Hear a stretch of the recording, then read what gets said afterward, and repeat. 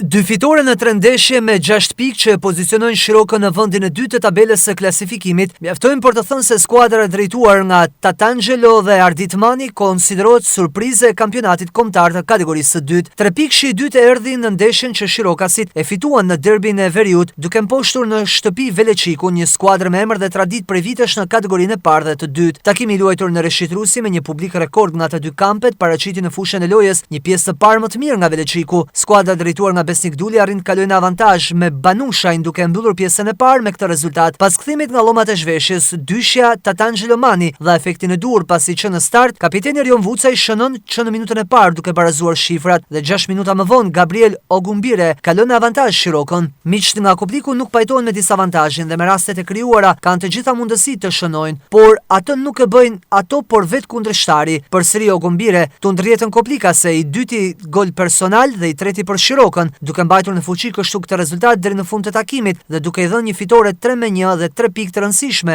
ekipit Shirokës. Ci mancava la vittoria in casa. Na mungonte fitoria në shtëpi.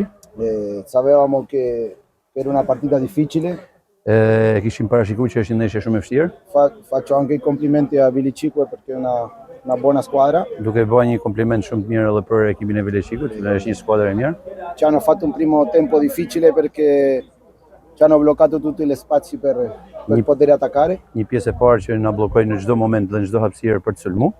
Ma per fortuna abbiamo capito che dovevamo cambiare un po' la mentalità e anche la velocità nel gioco. Në pjesën e dytë ndryshuame shpejtësinë por edhe mentalitetin për lojën. Niente, dopo per fortuna anche con belle azioni hanno venuto i gol e abbiamo vinto. Dhe për fat me shumë aksione të bukura shënuam me gol dhe fituam. Nuk ka një keq interpretim në aspektin e humjes lojës, por unë e kam me lojtarët e mi, të cilët nuk shfrytzuan rastet që kishim pjesën e parë. Ku loja mund të ishte pa egzagerim 3-0. Edhe në momenti kur ekipi kundërshtar po dominon të lojën 2-1, në avantazh ne patëm rastin për ta barazuar lojën.